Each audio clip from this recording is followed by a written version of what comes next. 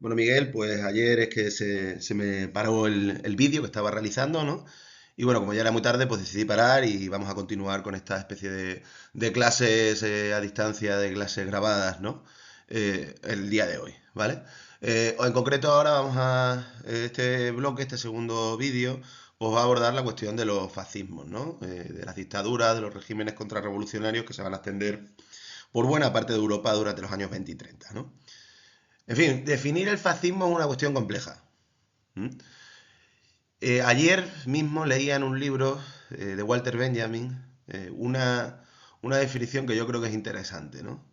Venía a plantear que era una mezcla entre, vamos a decirlo así, guerreros, entiende guerreros como, en concreto utiliza la palabra condotieros, ¿no? Que eran estos soldados mercenarios que peleaban en las guerras italianas en el siglo XV y XVI, ¿no? Una mezcla entre guerreros, pero entendiéndolo como soldados, gente violenta, gente incluso un poco, permíteme la expresión macarra, ¿no? Vinculados o conectados con los intereses de las élites económicas capitalistas.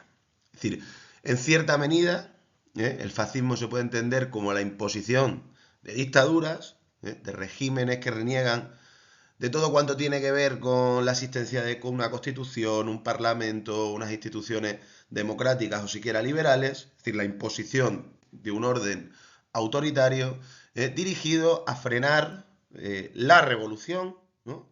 Que era el gran terror, el gran peligro pues, para las clases dominantes, para las fuerzas sociales conservadoras, desde que había ocurrido la Revolución Rusa en 1917, ¿no? Para frenar esta revolución y también pues, todos los avances democráticos y todo lo que era la cultura y las organizaciones del movimiento obrero, ¿no? Entonces, esta consideración del fascismo, me voy a poner aquí clásico, como una especie de dictadura contrarrevolucionaria conectada con los intereses de la oligarquía económica, una definición muy clásica, pues bueno, yo creo que recoge algunas de las características del fenómeno. Pero quizás sería, como dice Rosalía en la canción, una narrativa un poco reduccionista, limitarlo a esto, ¿no? Porque evidentemente el fascismo, además de ser una dictadura, además de imponer unas dictaduras, pues también constituyó un movimiento de masas, ¿no? En el que participaron o en el que creyeron, pues, millones de personas, ¿no? Que tiene unas raíces previas, que tienen que ver con ciertas versiones especialmente extremas del nacionalismo, ¿no? Que venía desplegándose del siglo XIX, que tiene que ver sin duda con lo que van a ser el fenómeno del nuevo imperialismo que nosotros hemos estudiado, ¿no? A finales del siglo XIX, ¿no? Que tiene también sus puntos de apoyo con, digamos, las nuevas corrientes ideológicas, filosóficas de tipo irracional, ¿no? En fin, es un fenómeno bastante complejo, ¿no? Lo que voy a intentar en primer lugar es intentar diseccionar, analizar para ti aquellas características más presentes, más predominantes en estos regímenes, ¿no? Teniendo en cuenta, advierto, que los fascismos van a presentar diferentes versiones nacionales, ¿no? Incluso dentro de cada país te puedes encontrar con proyectos de corte fascista, fascistizante, contrarrevolucionario, que no son exactamente equivalentes, ¿no? Bueno, es decir, es un fenómeno que presenta una heterogeneidad y una diversidad interna. Piensa, por ejemplo, como en España el franquismo va a tener un componente pues mucho más religioso, conservador, católico, que lo que serán los regímenes fascistas prototipos, ¿no? El italiano y el alemán, o piensa, como en el caso de Alemania, el componente racista, sin que esté ausente por completo de otras experiencias, pues va a ser mucho más importante, ¿no?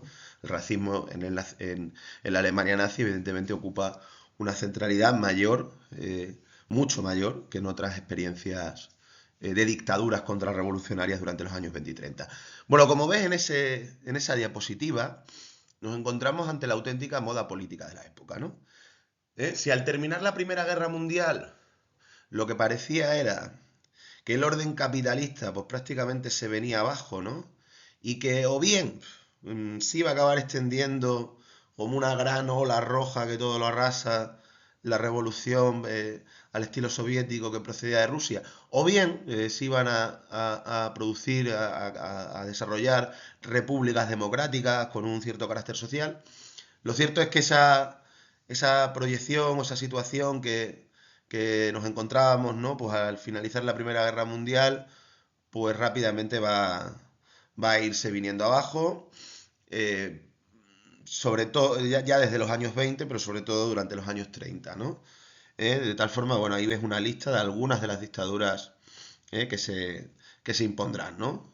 Desde la Italia fascista de Mussolini, ¿verdad? A partir del año 1922, la marcha sobre Roma, hasta Alemania, por supuesto, con Hitler, pasando también por la Hungría de Dollfuss, pero bueno, en esta lista podríamos incluir también a Portugal, con el Estado Novo de Salazar, ¿no? De Oliveira Salazar, o diferentes países del este de Europa, o la propia España, ¿no? Entre el año 23, ¿no? Y el año 31 con la dictadura de Primo de Rivera. Es decir, las democracias, no solo las democracias, sino el liberalismo, los regímenes liberal parlamentarios están en crisis y tanto las clases poderosas, tanto las clases dominantes, tanto las élites económicas como sectores importantes de la población, sectores populares incluso, clases medias también, van a confiar en regímenes de tipo autoritario y estos se van a ir imponiendo, se van a ir extendiendo pues, por toda Europa, ¿no?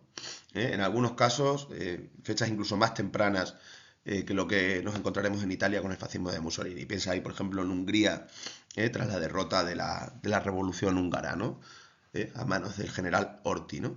Vale, aunque vamos a insistir que nos encontramos ante un fenómeno que es abiertamente antidemocrático, o sea, cuando yo te digo que estamos ante regímenes autoritarios, que tienen un carácter dictatorial eh, o totalitario, hay mucho debate en torno al uso de este concepto, no pienses que es algo con el que yo defino a estos fenómenos desde fuera a modo de crítica. O sea, yo puedo tener una postura, evidentemente tengo una postura crítica de rechazo frente al fascismo, pero es que los propios fascistas se definían en esos términos, ¿no? O sea, Mussolini plantea, por ejemplo, bueno, pues aquello de que pensar que la mayoría, por el hecho de ser mayoría, tiene razón o puede gobernar, pues es un absurdo. Goebbels carga también contra el sufragio universal porque dice que plantea una igualdad falsa, ¿no? En la medida que plantea Goebbels los seres humanos somos desiguales por naturaleza. Es decir, son movimientos que se reivindican como contrarios a la tradición democrática. Esto no significa que no se trate de movimientos de masas, ¿no? Que van a despertar bastantes simpatías, ¿no? Que van a ser capaces de llegar a amplios sectores de la población, ¿no? Y en este sentido, bueno, puede ser interesante la cita que incluye ahí de Ledesma Ramos, ¿no? Donde habla, pues, del carácter tan enérgico, tan entusiasta que tienen las masas de seguidores del fascismo, ¿verdad? Y que la asocia con la juventud, ¿no? En este sentido, si en un momento dado el comunismo se reivindicó como la juventud del mundo, ¿no? Ahora ese testigo lo van ese rol, ese mensaje o ese autopercibimiento como una fuerza juvenil, pues la van a asumir los fascismos, ¿no? Me he extendido demasiado, pero bueno, voy a ir siguiendo, ¿vale? Claro, para entender por qué este tipo de fenómenos tuvieron tanta relevancia, desde luego apuntaremos a diferentes causas, ¿no?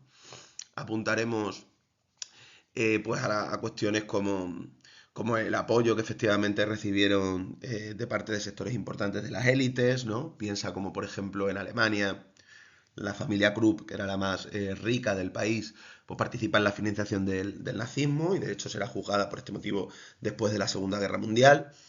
Piensa también que hay un sector importante de veteranos de guerra, ¿no? O de población contagiada por el nacionalismo extremo que se había vivido en la Primera Guerra Mundial, que se presta a participar en estos movimientos, ¿no? Especialmente en países derrotados o en países donde, como Italia, pues se consideraba que la victoria no había sido suficientemente recompensada. Pero bueno, luego también hay que tener en cuenta que el fascismo, ¿cómo decirte?, tiene una especie de mística, ¿no? Tiene una estética, busca una estética que resulte atractiva, maneja muy bien las cuestiones que tienen que ver con la propaganda, ¿no? Con el sentido de pertenencia a un grupo, y ahí, bueno, tienes algunas imágenes que apuntan un poco en esta dirección, ¿no? Imagínate la gente que participaba, como ves en esa imagen a la izquierda abajo, ¿no? En una de esas marchas de antorchas nazis por Berlín. Bueno, esto podría resultar para un joven, imagino, ¿no? Pues una cuestión realmente excitante, ¿no? O, en fin, participar en toda esa estética de uniformes o escuchar los discursos de un líder, ¿no? Pues no sé si has visto algún vídeo de un discurso, por ejemplo, de Hitler, de Mussolini, pero eran oradores pues, realmente enérgicos, ¿no? Muy viriles, ¿no? Y eso, en fin, podía resultar atractivo para la población. El propio Walter Benjamin hablaba en este sentido de cómo el fascismo, pues, digamos, integra una especie de estética de la política, ¿no? ¿Vale?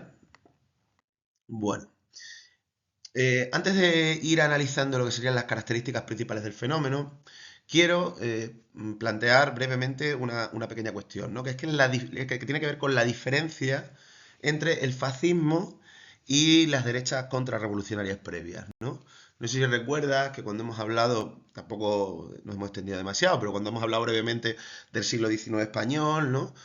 Pues hemos hecho referencias, por ejemplo, a un movimiento como era el carlismo, ¿no? Y que tiene también otras vertientes en países, bueno, pues, o similares, ¿no? Como los ultramontanos en Italia, los legitimistas franceses, etcétera. Estas derechas contrarrevolucionarias del siglo XIX van a estar orientadas más bien hacia una vuelta al pasado, ¿no? Y aquí habría que hacer muchos matices. Pero bueno, en principio lo que pretenden es negar todo lo que tiene que ver con la modernidad, ¿no? Volver a la tradición, volver, en cierto modo, al antiguo régimen, que consideran pues un orden más armónico, más justo, más natural, etcétera, etcétera, ¿no? Volver, por lo tanto, a la monarquía tradicional, podríamos decir absoluta, ¿no? Volver al el poder de la Iglesia, apostar por lo que se llamaba la alianza del trono y del altar, ¿no? Y aunque es verdad que estos movimientos contrarrevolucionarios del siglo XIX, pues en un momento dado tienen un seguimiento popular relevante, ¿no? Pues piensa aquí lo que va a ser el carlismo, por ejemplo, en el País Vasco, en Navarra, va a ser movimientos con un arraigo en las comunidades. Es cierto que tampoco participan exactamente de lo que es la política de masas. La política de masas moderna entendía como pues tener grandes periódicos, grandes sindicatos, partidos. Eso es algo que está más bien identificado con las organizaciones del movimiento obrero. ¿Vale? El fascismo, ¿qué trae aquí de nuevo? O sea, que el fascismo, ¿qué representa de nuevo con respecto a esas antiguas derechas contrarrevolucionarias? Pues yo diría que, entre otras cosas, cierta aceptación de la modernidad. O sea, el fascismo no pretende volver a la Edad Media, el fascismo no pretende volver al antiguo régimen, ¿vale? El fascismo tiene una relación compleja con la modernidad. Y, en cierto modo, es una alternativa que no solo mira al pasado, sino que también mira al futuro, ¿no? Aunque ese futuro esté lleno de alusiones a la tradición o a un pasado más o menos mítico, ¿vale? Aquí en este esquema, por ejemplo, es interesante el juego que voy a hacer, ¿no? Voy a ir diciendo cuestiones y voy a ver con cuáles se quedaría el fascismo y con cuáles no. Cuestiones que tienen que ver con la modernidad, ¿no?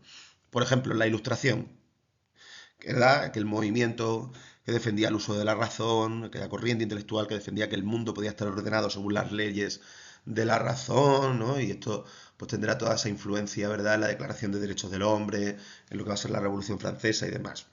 Rousseau, Montesquieu, Kant, etcétera, ¿no? Bueno, pues la ilustración fuera, ¿eh? La razón fuera. En el fascismo hay una reivindicación de la irracionalidad, de hecho. Pero ¿y la política de masas? La política de masas a favor, ¿sí? Los fascismos van a intentar tener apoyos al mismo tiempo, ¿verdad? De los terratenientes y de los grandes banqueros, como de los obreros y de los campesinos, ¿no? Y hasta cierto punto lo van a conseguir. La democracia fuera, ¿sí? A no ser que entendamos como democracia una participación de las masas, pero solo dentro de una acción política y solo bajo la dirección de un líder, ¿no? Pero bueno, la democracia entendido como una participación política libre, un derecho al voto en unas elecciones plurales, eso fuera. La industrialización a favor, ¿sí? En otros movimientos conservadores del siglo XIX, pues la industria era vista con suspicacia, ¿vale? Pero en el caso del fascismo, hay un componente a veces también futurista, desarrollista, ¿no? De una apuesta fuerte por el desarrollo tecnológico, por el desarrollo de la técnica. Socialismo fuera, ¿sí?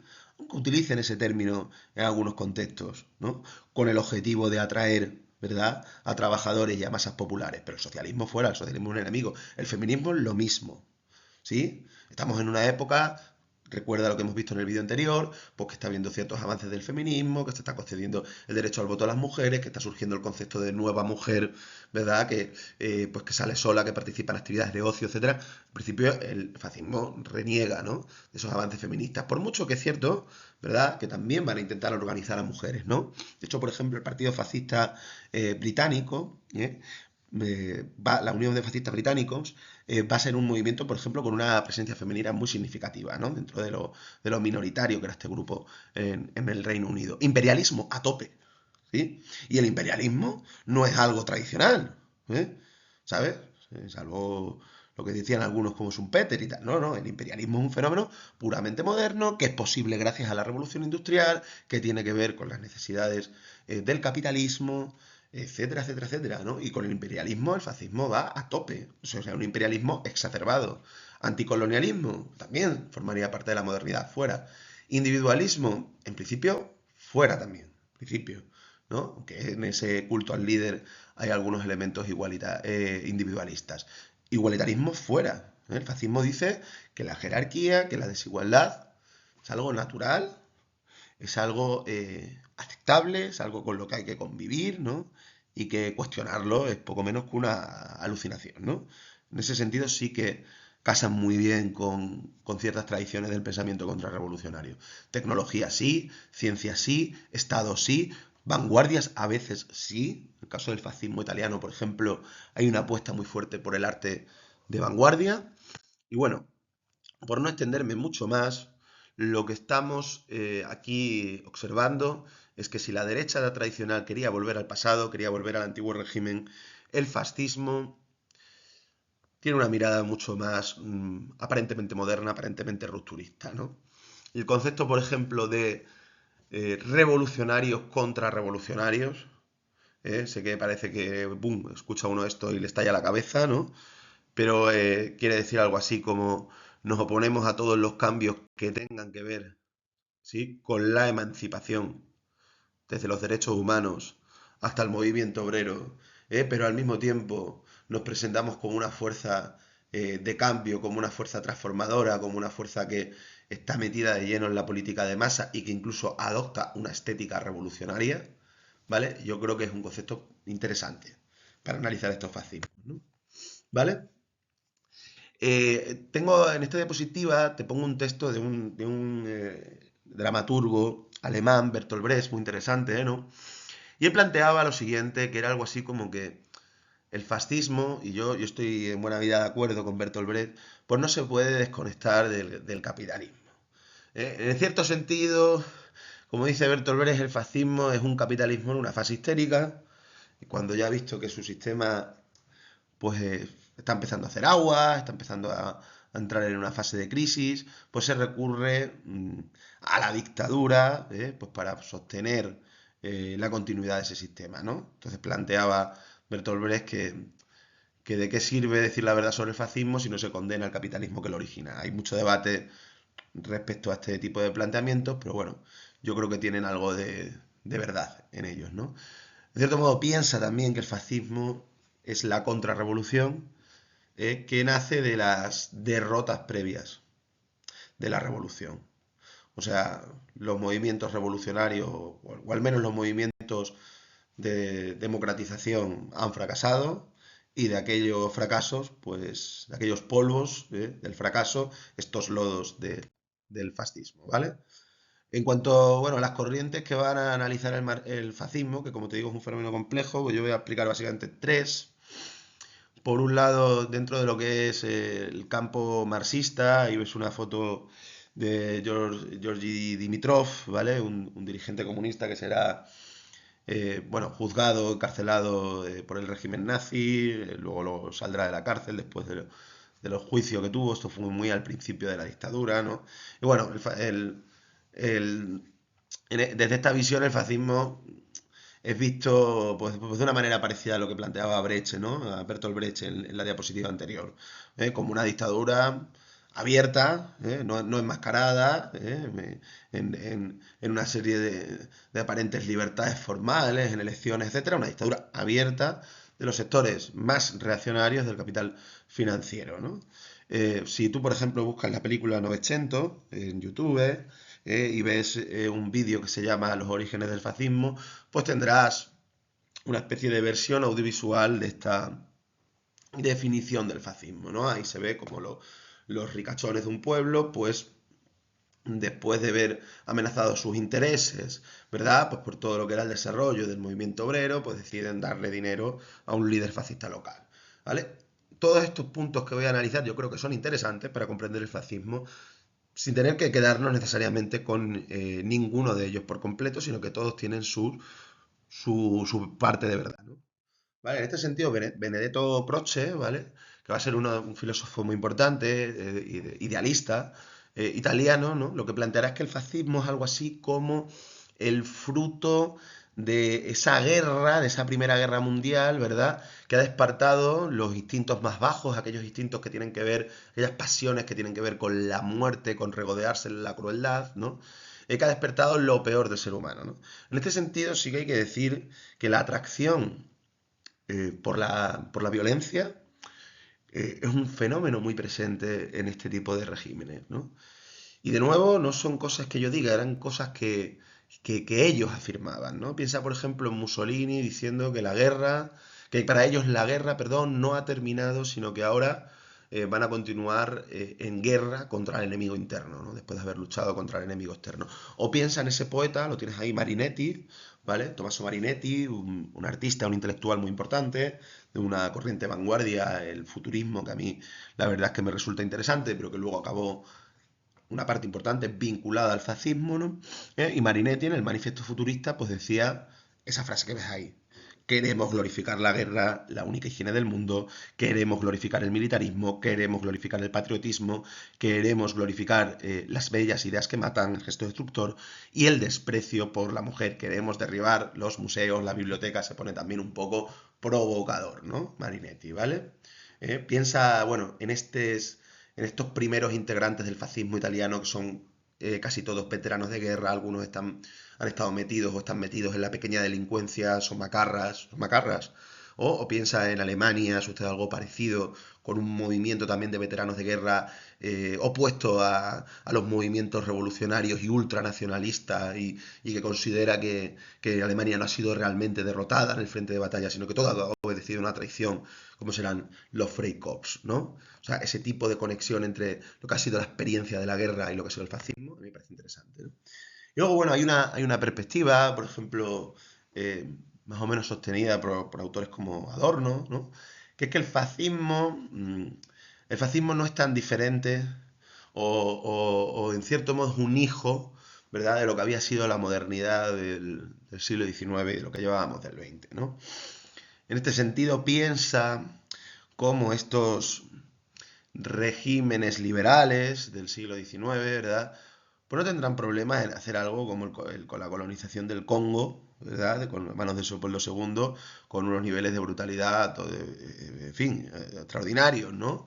O el genocidio que sufrirán las tribus de los hereros y de los, sí, bueno, de los hereros, y no recuerdo ahora mismo cómo se llamaba la otra tribu, ¿no? Principalmente de los hereros, ¿no? A manos de Alemania en Namibia. Es decir, ese tipo de violencia, esa ausencia de derechos, ¿no? Que había practicado Europa en sus colonias, pues quizás ahora se va a volver o va a penetrar en el propio corazón europeo, ¿no? ¿Sí? Esto es lo que planteaban, por ejemplo, algunos teóricos anticoloniales, ¿no? Decían, bueno, os escandalizáis, y con razón, con el nazismo, pero el nazismo no ha hecho algo tan diferente en Europa de lo que habían hecho antes las potencias imperialistas europeas en África, por ejemplo, ¿vale? Bueno, características del fascismo. Características generales del fascismo. En primer lugar, estamos ante fenómenos contrarrevolucionarios, anticomunistas, que quieren la destrucción del movimiento obrero, aunque busquen también atraer a sus miembros, ¿no? Ese cartel donde se presenta al comunismo, al socialismo, bueno, pues como una amenaza que poco menos viene que a comerse a los niños, ¿no? Y no digo en fin, que la Unión Soviética de Stalin pues no fuera también un régimen horrible, ¿no? Pero bueno, explotar ese tipo de anticomunismo, de antisocialismo, es un rasgo muy definitorio del fascismo. Aquí tienes unas declaraciones de Gonzalo de Aguilera, un dirigente del ejército franquista, ¿no? Un participante de la sublevación franquista tremendas, ¿no? Donde habla de matar, matar y matar a todos los posibles bolcheviques, exterminar básicamente a todo lo que era el proletariado revolucionario, ¿no? Claro, ¿contra qué? ¿Qué es lo que pretende eliminar en este sentido el fascismo? Tú piensas en la tremenda cultura organizada que había en el movimiento obrero, de la época. Piensa lo que era en España, por ejemplo, un sindicato como la CNT que llegó a contar con más o menos 1 millón de afiliados, ¿no? Piensa que prácticamente en cada pueblo, o al menos en muchos pueblos, había un local obrero, ¿m? Bien fuera una casa del pueblo socialista o un ateneo libertario. Piensa que había literalmente miles de periódicos, estoy hablando ahora de España, anarquistas. Piensa lo que era el movimiento obrero en Alemania, el partido comunista más fuerte de Europa, pero también un partido socialdemócrata tremendo, ¿no? Bueno, pues todo ese tipo de cultura organizada vinculada al movimiento obrero, el fascismo la quiere destruir. El fascismo plantea, sí, que las clases sociales no presentan intereses enfrentados, o al menos que estos intereses se pueden conciliar perfectamente en pro de algo mayor que sería la nación, que sería la patria. No creen en la lucha de clases, creen en la lucha entre pueblos, ¿no? Afirman que la desigualdad es un hecho natural, por mucho que al obrero también haya que darle algún reconocimiento a sus intereses, ¿vale? Vale. Otro rasgo común al grueso de estos regímenes es ese nacionalismo exacerbado, ¿no? Un nacionalismo que tiene sus raíces en el siglo XIX, pero que ahora se lleva a un extremo. En el sentido de que, por ejemplo, se plantea que cada país, ¿no? Que cada nación, pues está conformada por unos valores que son completamente homogéneos y que si no participas de ellos, pues no eres parte de esa nación, ¿no? Piensa, por ejemplo, en España, lo que será el catolicismo, el nacionalcatolicismo. La esencia de España sería la religión católica y por lo tanto aquellos que no sean católicos, pues no son españoles, no son buenos españoles, son la anti-España, ¿no? O el mismo papel que jugará a este respecto la raza, en el caso de la Alemania nazi, ¿no? Ahí tienes una cita de Hitler. Para mí no existe más doctrina que la de la nacionalidad y la patria. Nuestro objetivo es asegurar que el incremento de nuestra raza y de nuestro pueblo y la conservación de su pureza de sangre, porque estamos ante un movimiento racista. ¿Vale? Este es un nacionalismo que no tiene que ver solo con la defensa de tu país frente al exterior, por ejemplo, sino que suele tener siempre una vocación imperialista, ¿no? Lo veremos en el caso de Italia con la invasión de Etiopía, lo veremos en el caso de Alemania pues, con cantidad de intervenciones, ¿no? La ocupación de Austria, luego de Checoslovaquia, con la teoría nazi de que Alemania necesita un espacio vital de colonias a su alrededor, ¿verdad? Que le suministren alimentos, que le suministren recursos a la gran nación alemana. Es decir, hay una idea de volver a hacer, como dice ahora Trump, ¿no? Pues una patria grande, ¿no? Y eso es un factor que puede movilizar o puede engatusar o puede, sí, puede persuadir a sectores muy diversos, ¿no? ¿Vale? Bueno, aquí tienes ejemplos, en este cartel tienes un ejemplo de los dos rasgos que hemos analizado hasta ahora, ¿no? Arriba España, nacionalismo, ¿verdad? Libre para siempre de la tiranía marxista, anticomunismo, ¿vale? Ahora aquí tienes otro ejemplo, ¿vale? Representación de un alemán como un ario, ¿no? O un cartel de la España franquista dirigido a evitar el uso, ¿verdad? A evitar el uso de los idiomas periféricos, ¿no? A evitar el uso del catalán, por ejemplo, ¿no? En concreto esto era algo impreso en Barcelona, o sea que estaba animando a la gente a no hablar catalán, a hablar el idioma cervantino, el idioma español, porque se está concibiendo la nación como algo homogéneo, ¿no? Como algo que nos admite la pluralidad, ¿no? ¿Vale? Llevamos dos rasgos: anticomunismo, rechazo al movimiento obrero, ¿verdad? Nacionalismo radical, exaltación de la violencia, y militarización de la sociedad. Hay quien dice que el fascismo lo que planteaba era hacer de la sociedad un cuartel. Frente al debate, el ordeno y mando. El rechazo a la política parlamentaria. El rechazo a la deliberación, ¿no? Frente a eso, bueno, pues un líder que ordena desde arriba y se va cumpliendo la cadena y se va cumpliendo la jerarquía, ¿no?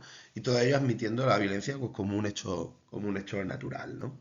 Ahí tienes, por ejemplo, una canción fascista que dice alarma, alarma, alarmi, alarmi, alarmi, soy fascista, el terror del comunista.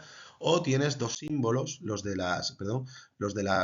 salto sin querer, los de las SS y las SA, ¿vale? Que eran las formaciones paramilitares vinculadas al partido nazi, ¿vale? De nuevo, y ya para finalizar con este apartado de las características generales, piensa que aunque estemos ante dictadura, intentan movilizar a las masas, intentan atener a las masas consigo.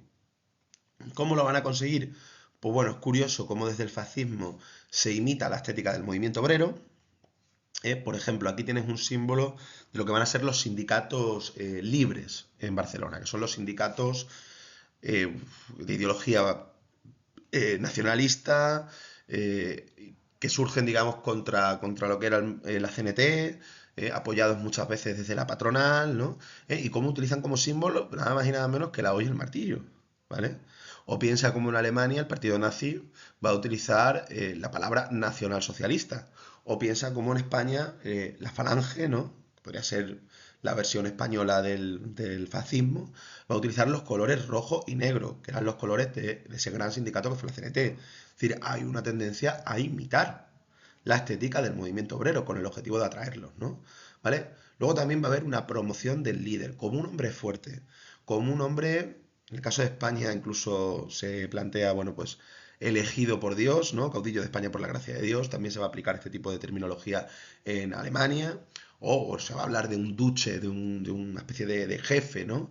Para referirse a Mussolini en Italia. Presentarlo en todo caso como un hombre fuerte, como un hombre que despierta confianza, que puede superar todos los problemas. Piensa que en los años 30 estamos ante una crisis económica brutal, que está aumentando el paro, ¿no? Y mucha gente deposita sus confianzas en esa especie de líder mesiánico, ¿no?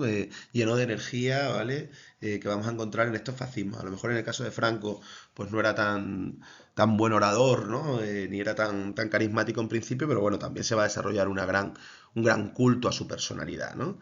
Y luego tienes ese último apartado, que es que el fascismo capta apoyos de todos los grupos sociales. En una época en la que la clase social estaba mucho más presente en las decisiones, o sea, en las adherencias políticas de las personas, o sea, donde era muy raro antes de la llegada del fascismo que hubiera un minero, por ejemplo, o un obrero de fábrica que fuera de derechas, no digo que no existiera, pero era algo raro. El fascismo va a intentar romper con eso, ¿no?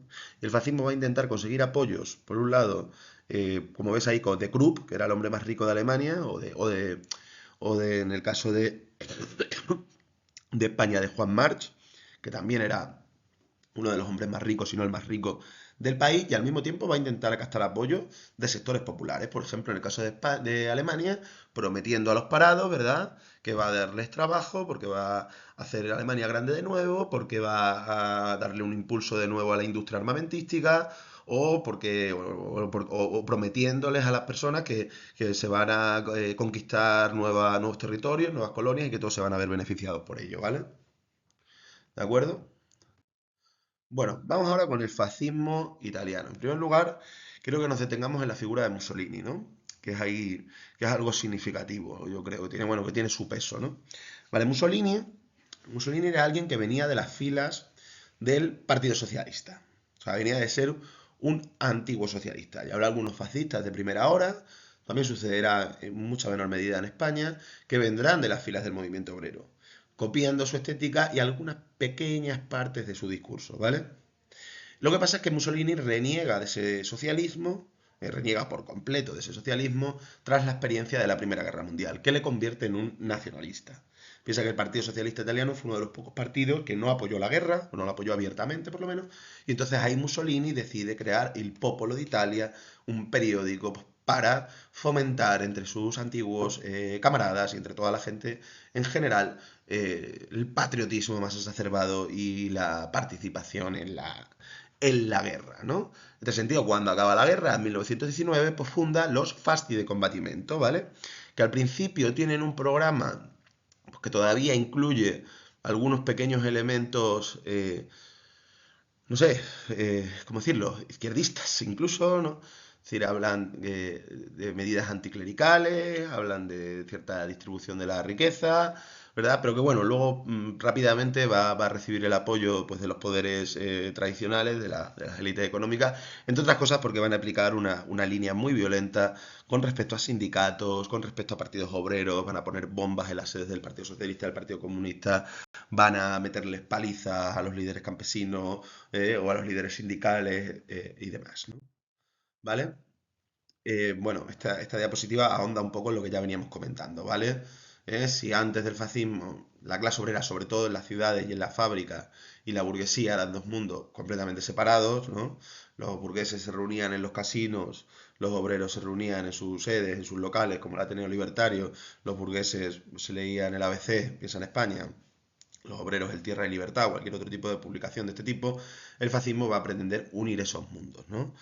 Ahí, por ejemplo, va a ser muy importante cómo el fascismo hace suya, ¿verdad?, la palabra sindicato, ¿no? Y reivindica los sindicatos, aunque son sindicatos muy distintos a los que conocíamos, a los que nosotros hemos estudiado, porque van a ser sindicatos donde estén incluidos y estén agrupados al mismo tiempo los trabajadores y los empresarios, como si fueran lo mismo, como si trabajadores y empresarios fueran, obreros y burgueses fueran productores, ¿no? Vale, bueno, centrándonos un poquito más en Italia, ¿vale? Bueno, piensa, te acordarás perfectamente, ¿verdad? Que Italia es un país muy joven, ¿vale? O sea, Italia a principio, vamos, la primera mitad del siglo XIX, pues era la península itálica, mejor dicho, estaba dividida en varios estados diferentes, ¿no? Los estados pontificios, el reino del Piamonte, Cerdeña, etcétera, ¿no? Es verdad que había venido, que había culminado, digamos, de unificarse pues hacia 1870, ¿no? Con la conquista de los estados pontificios. Es decir, Italia como reino, ¿no? Porque era todavía una monarquía, como estado unificado, pues tenía muy poco tiempo, ¿vale? Tenía 60 o 70 años, ¿no? El proceso de crear italianos, ¿no? Ahora ya tenemos Italia, ahora tenemos que realizar, crear italianos, pues todavía estaba un poco en formación, ¿no? De hecho, es discutible que todos los italianos en este momento hablaran la misma lengua, para que te hagas una idea, ¿no? Dicen que fue la televisión, ¿verdad?, la que terminó de unificar desde el punto de vista lingüístico a Italia, ¿no? ¿Vale? Bueno, Italia era uno de los países, ¿verdad?, vencedores de la Primera Guerra Mundial. Recuérdate que había cambiado un poco lo que eran sus alianzas, había hecho un cierto cambio de chaqueta, ¿verdad? Y en 1915 había entrado en la guerra, pues junto con Inglaterra y junto con Francia, ¿no? Pese a estar entre los ganadores de la guerra, digamos que esa victoria, ese sector tan nacionalista en el que podía participar Mussolini, en el que podían participar algunos veteranos, ¿verdad? Esa victoria les sabe poco. Consideran que es una victoria mutilada, ¿no? Frente a la cual van a exigir ciertos territorios. Ese movimiento que exige ciertos territorios que supuestamente serían italianos o deberían pertenecer a Italia, se conoce como irredentismo, ¿no? Piden territorios como la ciudad de Fiume, la zona del Fiume, ¿vale? y en lo que hoy es Croacia, ¿vale? Y luego, bueno, al mismo tiempo que existe ese irredentismo, ¿verdad? Pues también el fascismo va a proponer la creación de un gran imperio, ¿no? Hacer a Italia grande, recreando lo que era el antiguo imperio romano, ¿no? Esto es de lo que hablábamos antes, ¿no? De mirar hacia el futuro, hacer o tener un proyecto de futuro, pero que tiene así unas raíces en un pasado mítico. Bueno, pues aquí lo vemos con mucha claridad, ¿vale? Se reivindica un imperio colonial, algo moderno, ¿vale? Un imperio colonial al estilo de los que venían existiendo pues desde el siglo XIX, ¿no? Pero se retrotraen a la gloria de la antigua Roma, ¿no? ¿Vale? Entonces, en ese contexto donde hay gente descontenta con lo poco que se ha recompensado a Italia por su participación en la guerra, este tipo de ideas, ya sean irredentistas o ya sean abiertamente imperialistas, calan entre varios sectores de la población, ¿vale? Por cierto, una anécdota, ¿vale? Hubo un poeta, Gabriele D'Annunzio, ¿vale? Que también va a tener cierta relación con el fascismo, que ocupará el Fiume, ¿verdad? Ocupará el Fiume por su cuenta en una aventura muy loca que tendrá lugar justo después de la Primera Guerra Mundial. O sea, se irá ahí con un grupo de voluntarios y tomará la ciudad por un tiempo, ¿vale? Vale.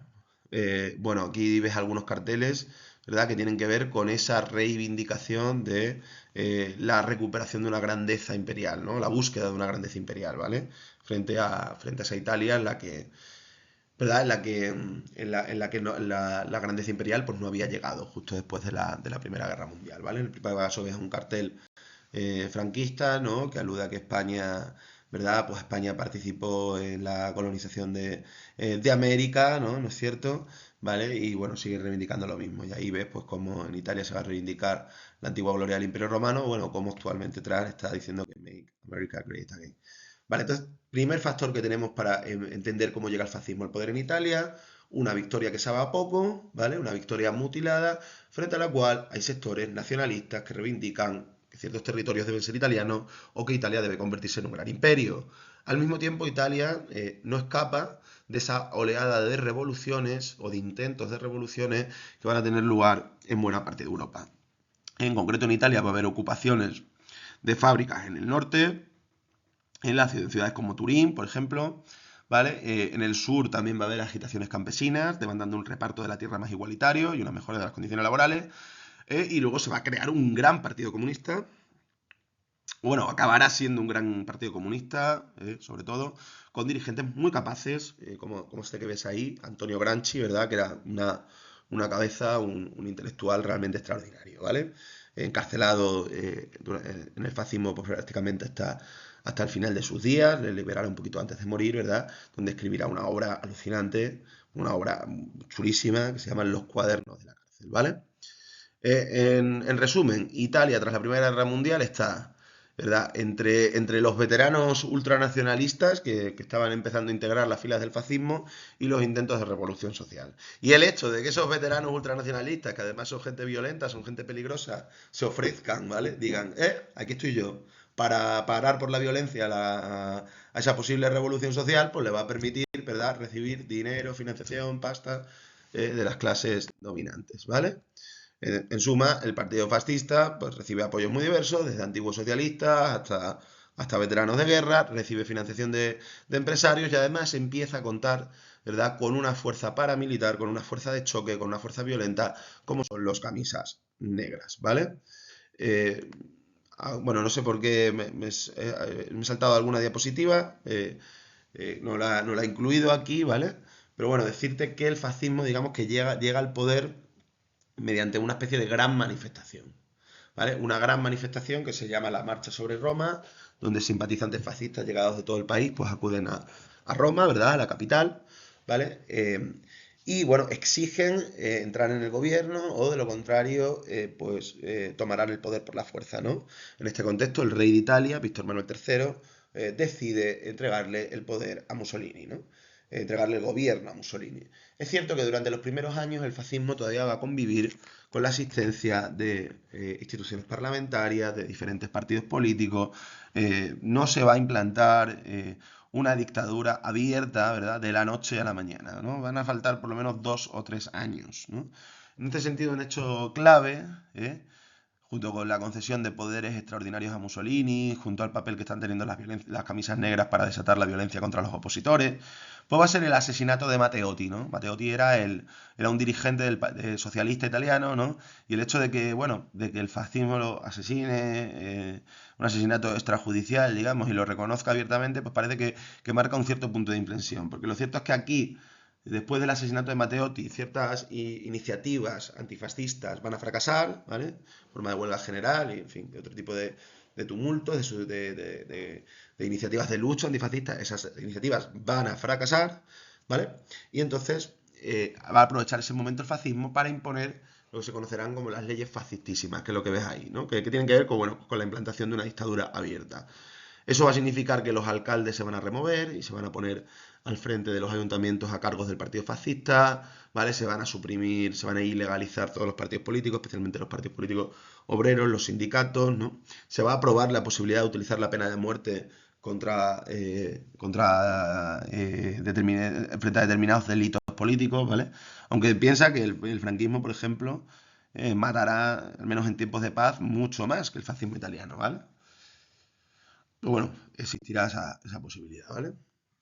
Y bueno, ya estamos en ese contexto donde se han aprobado las leyes fascistísimas y ya se ha terminado de confirmar, pues bueno, la transformación de Italia en una dictadura que tiene un fuerte carácter personal, que descansa en un culto a la personalidad muy grande, y ahí tienes algunos carteles que lo muestran, ¿vale? Que muestran a Mussolini con su mentón prominente, ¿verdad? Como el duce, como el jefe, ¿vale? En el que se confía la posibilidad de la victoria, ¿vale? Desde el punto de vista económico, el fascismo empieza sus andadas con una política bastante neoliberal o liberal, diríamos ahora, ¿no? Privatizando empresas públicas, desregularizando el mercado de trabajo, ¿vale? Pero paulatinamente va a ofrecer su propia propuesta social y económica, que será la del corporativismo, ¿vale? Que tiene que ver con esa carta del laboro que ves ahí. Explicado de una manera muy sencilla, el corporativismo, el sindicato corporativo, lo que busca es que los trabajadores y los empresarios, en lugar de estar enfrentados y contar con diferentes organizaciones, los sindicatos en el caso de los trabajadores y las patronales en el caso de los empresarios, pues reunirlos en una única organización, ¿vale? Porque ambos son italianos, ¿no? Que tienen en común su patria, bajo la dirección del Estado, ¿no? Que intentaría llegar a una conciliación, un acuerdo, ¿no? Pues en torno a las condiciones laborales, a las condiciones de producción, a las condiciones de trabajo en general, ¿vale? Eso es lo que se llama el corporativismo fascista. Es algo que luego va a ser imitado, por ejemplo, en la Alemania franquista o en el Foro del Trabajo de 1938 y que tiene, pues una cierta relevancia, ¿vale? Entonces, bueno, hemos visto de momento cómo ha llegado Mussolini al poder, ¿vale? Apoyo de veteranos de guerra ultranacionalista, apoyo de grandes empresarios, realización de una manifestación, entrega del gobierno, cómo con las leyes fascistísimas se ha ido implantando una dictadura, cómo dentro de esta dictadura el culto a la personalidad tiene mucha importancia, y cómo a partir del año 27, después de haber tenido una política pues muy abiertamente, entre comillas, pro empresa, ¿no? Pro mercado, pues ahora van a ofrecer esta alternativa del corporativismo, ¿eh? Sindicatos que regulen la producción, pero donde estén presentes al mismo tiempo los trabajadores y los empresarios, ¿no? ¿Vale? Hecho importante para el fascismo va a ser también su alianza con la Iglesia Católica, ¿no? A través de la restitución, de la creación de nuevo del Estado Vaticano, bueno, por un acuerdo con el Papa Pío XII, ¿vale? Piensa que la Iglesia Católica estaba enfrentada contra Italia, ¿no? Y condenaba el nacionalismo italiano, pues desde que desaparecieron los estados pontificios, ¿no? El hecho de que la Iglesia, que es una fuerza social importante, ¿verdad?, llegue a un acuerdo con el régimen de Mussolini, bueno, pues es todo un espaldarazo, todo un éxito para su régimen, ¿no? Le dota de una base social, ¿vale? La Iglesia gana un estado, ¿ve? Y la capacidad de hacer negocios también con las finanzas, y el fascismo de Mussolini pues recoge el reconocimiento de la Iglesia, ¿no? Recuerda que uno de los rasgos que hemos destacado del fascismo era su nacionalismo exacerbado, ¿no? Su nacionalismo virulento, ¿vale?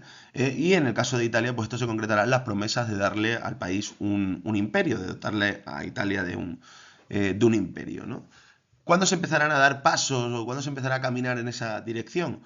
Pues, por ejemplo, con la conquista de Etiopía, ¿no? Proceso iniciado en el 35, culminado en el 36. Ya anteriormente Italia había intentado conquistar Etiopía y había fracasado. Era el único estado independiente, el único reino independiente, sí, con Melenékic II, que quedaba en África, ¿no? Había logrado resistir, pero esta vez pues no serán capaces, ¿no? De esa manera, pues Italia amplía los dominios que tenía en África, que eran relativamente limitados, ¿no? Libia, Eritrea, ¿no? Y bueno, conquista este país. Es cierto que va a ser un hecho condenado completamente por la Sociedad de Naciones, y será uno de los elementos en donde se aprecie ese fracaso, ¿verdad?, de la Sociedad de Naciones a la hora de garantizar la paz, ¿no?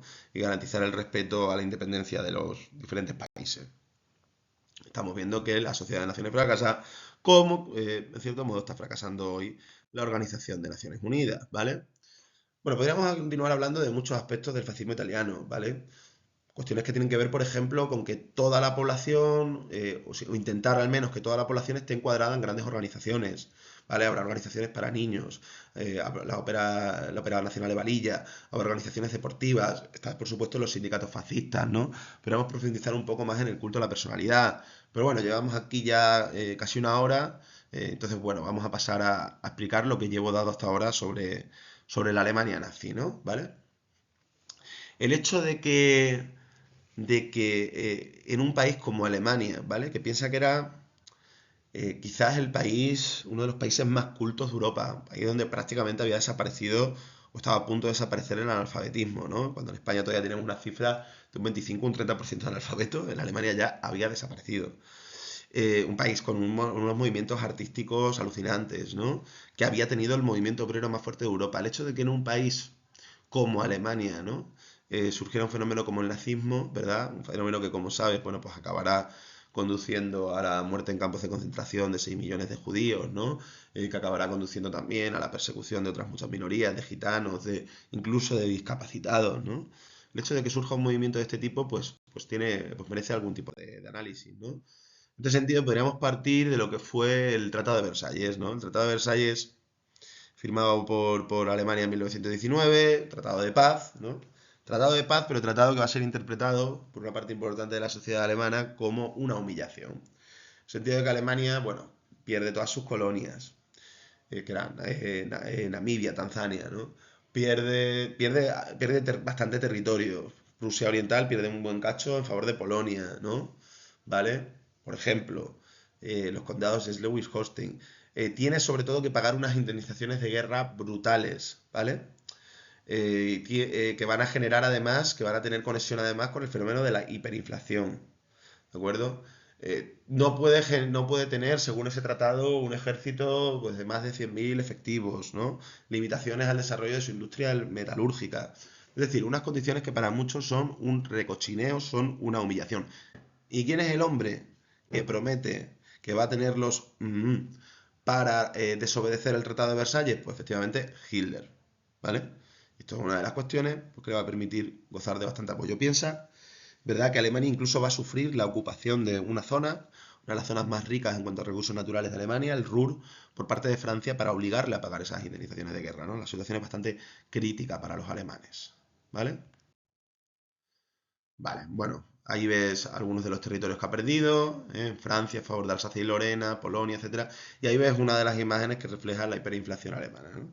Es decir, los niños jugaban con los billetes como cometas, ¿verdad? Porque los precios se van a exacerbar, ¿no? Todo esto está sucediendo en medio también de intentos de revolución, lo que va a ser el intento de revolución espartaquista, el intento de revolución en Baviera, ¿vale? Que también generan mucho temor en los sectores más conservadores y en las propias élites alemanas, que tampoco terminan de ver claro que una democracia, ¿verdad?, pues sea lo que les conviene a Alemania, ¿no? ¿Vale? Además, en este contexto, Hitler, bueno, no solo Hitler, sino digamos, un sector de la sociedad, ¿no?, empieza a promover una especie de teoría de la conspiración. Tú te acordarás, ¿verdad? Cuando estábamos atravesando el COVID, por ejemplo, ¿no? Cómo había gente, bueno, pues que decía que con la vacuna le iban a meter un chip, ¿no? O recordarás, o conocerás también que hay gente que dice que la Tierra es plana, ¿vale? Esas son teorías de la conspiración. Bueno, pues en Alemania tendrán su propia teoría de la conspiración, que lo que vendrá a plantear es que el ejército alemán nunca ha sido realmente derrotado, sino que su derrota procede de una puñalada por la espalda, ¿vale? El soldado alemán no ha sido derrotado, viene a decir esta teoría, ¿no? ¿Quién ha dado esa puñalada por la espalda? Pues una mezcla entre los rojos comunistas, ¿vale? Conspiradores, comunistas, socialistas, etcétera, y los judíos. Son los judíos los que desde las sombras han movido los hilos para que Alemania se rinda, ¿vale? Es una teoría de la conspiración que puede resultar bastante atractiva, ¿vale? En el caso del proyecto nazi no solo se trata de desobedecer al Tratado de Versalles, en eso podían estar de acuerdo otras fuerzas políticas, sino de convertir a Alemania en una gran potencia. Lo que pasa es que para Hitler ese proyecto de creación de una gran potencia imperialista no tiene que ver tanto con irse hasta África o hasta Asia, ¿no? Para conquistar colonias, sino con generar un espacio vital a su alrededor, ¿no? Un espacio vital a su alrededor que les proporcionará materias primas y alimentos. Básicamente lo que pretende es convertir a lo que es Europa Occidental en una región subordinada a Alemania y tratar a los pueblos del este, a los pueblos eslavos, como una raza inferior. De hecho, para los nazis eran una raza inferior a la que esclavizar y en cierta medida incluso exterminar, ¿vale? Bueno, esto es un mapa de todos los territorios que en algún momento dado estarán bajo el control directo o indirecto de la Alemania nazi, ¿no? Lo cierto es que estuvieron cerquita de ganar, ¿vale? Vale, Hitler inicialmente intenta tomar el poder mediante la fuerza, mediante un golpe de Estado. Son los años agitados de los primeros años de la República de Weimar, esos primeros años 20, donde parecía que podía haber cambios políticos por la fuerza, ¿no? Pero a partir de la crisis de 1929, ¿verdad? Pues va a ir teniendo cada vez más apoyo electoral, a medida que el número de parados aumenta. Vale, en este sentido, como ves en ese texto, ¿no? Los candidatos antifascistas, cuando tenían que debatir con los nazis, pues iban con sus datos, con sus argumentos. Los nazis eran mucho más demagogos y eso ya a veces que si no tienes mucha cultura política, pues te convence más, ¿no? Quizás esté sucediendo también a día de hoy, no lo sé. Apelar a las emociones, ¿no? Más que apelar a los argumentos o a la razón, ¿no? En este sentido, bueno, a medida que aumenta el número de parados, como puedes ver ahí, aumentan el número de votos para el partido nazi. El partido nazi viene a plantear, bueno, pues la democracia, la república ha sido completamente ineficaz a la hora de resolver este problema del paro, darme un orden autoritario, darme el poder a mí, resolveré, o sea, desobedeceré el Tratado de Versalles, volveré a intentar hacer de Alemania una gran potencia imperialista y resolveré también el problema del paro para los que estos políticos corruptos y todo ineficaces, ¿verdad? Pues no están capacitados, no están capacitados, ¿vale? Piensa también que los nazis son expertos en las técnicas de propaganda, o sea, son de los primeros que están utilizando, por ejemplo, la radio como un instrumento propagandístico, unos mítines espectaculares, ¿vale? Pronto se valdrán también del cine, ¿vale? Bueno, el proceso de implantación de la dictadura nazi primero fue violento, fracasa, a Hitler lo meten en la cárcel, ahí es donde escribe el Mein Kampf, Mi lucha, Mein Kampf, su libro más conocido, ¿vale? En enero del 33 ya queda primero en las elecciones. Bueno, hay toda una serie de procesos electorales en los que no voy a entrar, pero bueno, digamos que gracias al pacto con el que llega con la derecha más moderada que los nazis, vaya, con los conservadores de von Papen, pues logra hacer al gobierno y la verdad es que el proceso de implantación de una dictadura es rapidísimo, ¿no? O sea, en 1934 pues ya no existe la República, se ha proclamado el Tercer Reich, el Tercer Imperio, ¿vale? Y bueno, se ha puesto como bandera oficial la esvástica y nos encontramos ante la Alemania nazi, ¿no? ¿Vale? En esos meses de desmantelamiento de una democracia, ¿verdad? Y creación pues, del Tercer Reich, ¿vale? Sí que va a jugar un papel muy importante en la represión el hecho que ves, el incendio que ves ahí, ¿no? El incendio del Reichstag, ¿vale? Esto fue provocado, el Reichstag era el Parlamento, ¿no? Y le metió fuego un chico, un comunista, entre comillas, un comunista de izquierdas, de una corriente concreta del comunismo que se llama Van der Lubbe, ¿no? Era holandés, se fue en bicicleta hasta Alemania y ahí, bueno, intentó meterle fuego a diferentes edificios hasta que se lo metió al Reichstag, ¿vale? Este hecho va a ser aprovechado por los nazis para decir que hay una gran conspiración comunista y detener a muchísima gente, ¿no? Cuando en verdad había sido un acto completamente individual, ¿no? En cualquier caso, a través de instrumentos como las fuerzas paramilitares de los nazis, las SS, las SA, ¿no? Y a través también de la Gestapo, la policía política que se va a crear, y a través de la inauguración, ¿verdad?, de esa primera cárcel, donde se van a llevar a presos por motivos políticos, futuro proyecto de campo de concentración que será Dachau.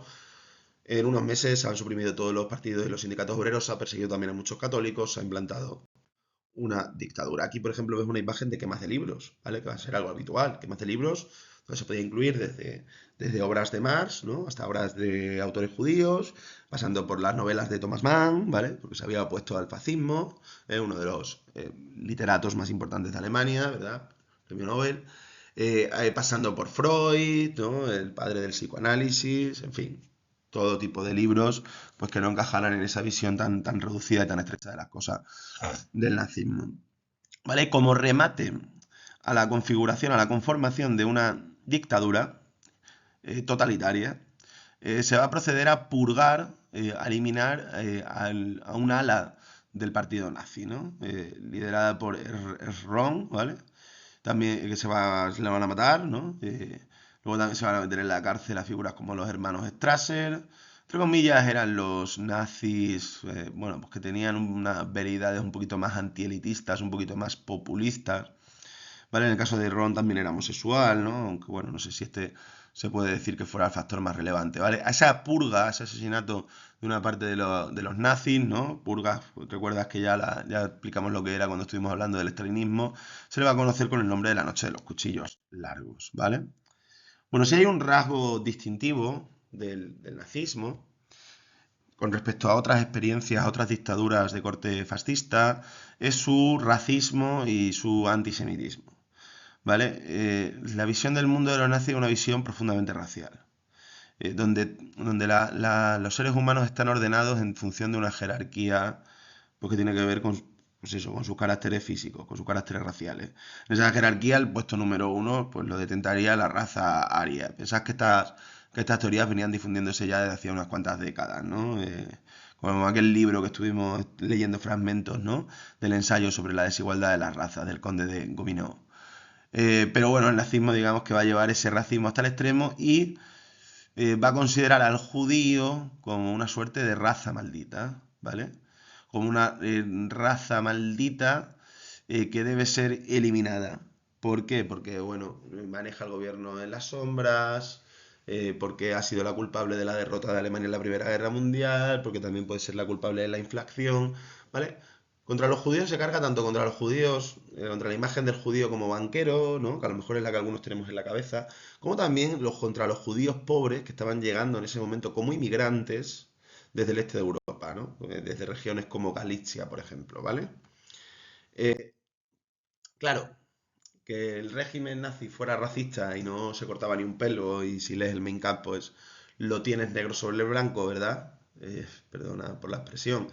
Es evidente. Ahora también es cierto que tú no vas a llegar al gobierno y lo primero que vas a hacer es meter en campos de concentración a embarazadas, a ancianos y a niños de 5 años, ¿no? Estos procesos son un poco más paulatinos, ¿no? Entonces, bueno, pasamos de una discriminación, pues digamos, social, ¿vale? Ahí es muy interesante, por ejemplo, un libro que se llama Debo dejar testimonio hasta el final de Víctor Kemperer, ¿no? Un judío en Alemania, ¿no? Que planteaba cómo cuando triunfó el nazismo, pues la Asociación de Judíos emitió un comunicado diciendo que, hombre, que creían que no les ocurriría nada, ¿no? El propio Víctor Kemperer lo primero que le ocurre es que los alumnos le dejan de venir a clase, ¿vale? Simplemente. Y ya en el año 35, 2 años después de que se haya implantado el régimen nazi, ¿vale? Se aprueban las leyes de Nuremberg. Esas leyes de Nuremberg lo que hacen es discriminar legalmente a la población judía. Se viene a decir algo así como prioridad nacional para los auténticos alemanes que son los arios, los no judíos. ¿Vale? Los alemanes, primero, aunque los alemanes, aunque los judíos, por supuesto, eran alemanes, podían llevar viviendo en Alemania un montón de generaciones, ¿no? Entonces, bueno, esto implica pues, que no puede haber matrimonios entre judíos y alemanes, ¿vale? En que no pues, los judíos no puedan contratar una criada alemana, en que los judíos no puedan ejercer determinadas profesiones, ¿vale? Educativas, por ejemplo. Todo este tipo de medidas discriminatorias van a ir incrementándose cada vez más, ¿vale? Por ejemplo, en ese libro de Víctor Kemperer habla de cómo el hombre consigue el carnet de conducir, ¡pum! Y de repente se prohíbe a poco tiempo la conducción para los judíos, ¿no? O cómo van a tener que ir con un símbolo que les identifique, que les marque como judíos. todo ello, aparte, bueno, con una propaganda antisemita brutal. Había una revista, se llama Der Stummer, pues que se está presentando incluso con los mitos estos medievales de que asesinaban a niños, ¿vale? O envenenaban pozos, poco menos que se van a ese antisemitismo casi medieval, aunque ahora no es un tema religioso, ahora es un tema racial, ¿vale? O sea, no, aquí no importaba si tú practicabas o no practicabas, ¿verdad?, la religión judía. Eso era un factor completamente secundario. Aquí lo fundamental era que tú tuvieras un padre, un abuelo, etcétera, de origen judío, ¿vale? La política racista es una de las estrellas del nazismo. La política militarista imperialista será el otro factor clave. Ya desde el mismo año 33, el Tratado de Versalles empieza a desobedecerse, ¿vale? Rearme, volver a integrar al Sarre, etcétera. Después de la desobediencia al Tratado de Versalles y previa intervención en la Guerra Civil Española, ¿verdad?, donde protagonizarán fenómenos hechos como el bombardeo de la localidad vasca de Guernica, se va a iniciar ya lo que es el proyecto abiertamente imperialista nazi, ¿vale? Anexionando Austria, que era el famoso Anschluss, Austria que era un territorio, bueno, pues de cultura alemana, ¿vale?, donde estaba en el poder una dictadura, la de Dollfuss, de hacía 4 años más o menos también, de cortes fascista, bueno, un cristiano fascistizado, digamos. Luego en el 39 los Sudetes y Checoslovaquia, y luego, bueno, pues finalmente todo este camino desemboca en la incorporación de Polonia. Cabe resaltar que, bueno, por citar otros aspectos del nazismo, que a nivel económico van a impulsar una política intervencionista, o sea que va a haber notorias inversiones en el sector público, en la industria del armamento, por ejemplo, que esto conducirá a una reducción sustancial del paro, que era uno de los problemas sociales más relevantes. El paro pasará desde cifras cercanas a un 30% hasta niveles realmente mínimos. No obstante, como bueno, bien demuestran otros autores, digamos que Tim Manson, por ejemplo, la clase obrera alemana va a ser sometida a una militarización de su ritmo de trabajo, ¿vale?, al cobro de unos salarios reales sustancialmente menores, etcétera, etcétera, ¿no? ¿Vale? Lo cierto es que entre algunos éxitos desde el punto de vista económico, ¿vale?, el uso de una propaganda realmente intensiva, el terror despertado por las SS y las SA, ¿no?, y también por la Gestapo, ¿verdad?, el culto a la personalidad de Hitler como un líder carismático. Todos estos factores van a conducir a que la oposición antinazi sea bastante, muy limitada, ¿vale? Es sorprendente como un país que ha tenido dos grandísimas organizaciones obreras, el Partido Socialdemócrata y el Partido Comunista, pues prácticamente se borran del mapa en 0, ¿vale? Y buena parte de la población participa en las estructuras del régimen nazi. Las SA llegarán a tener millones de miembros. Habrá lo que se llama un guardia de manzana nazi, pues por cada bloque de barrios. Casi todos los niños participarán en un movimiento que eran las juventudes hitlerianas. En definitiva, la mística del nazismo que le está diciendo a Alemania, porque son un pueblo superior, ¿no?, más allá de sus diferencias sociales o de las disputas políticas e ideológicas que podrían haber tenido en el pasado, ¿vale?, pues conduce, hay que decirlo, ¿no?, como decía Gott Ali, conduce a unos niveles de adhesión y de consenso en torno al nazismo realmente altos, ¿vale? No sabría decir hasta qué niveles, pero realmente notorios, ¿no? ¿Vale? Y bueno, esto era una chanza que tenía preparada para el final de esta clase sobre digamos, a qué momento habría correspondido estas declaraciones, si al presente o a 1933. No sé por qué he puesto 2025, entonces sería 2026. Y bueno, espero 1 hora y 7 entre este vídeo y el otro. Tienes ahí 1 horita y media. Bueno, espero que lo veas, espero que te sea útil. Siento las limitaciones, ya te digo que lo he hecho todo completamente de corrido y bueno, pues desearte una recuperación y que todo vaya bien.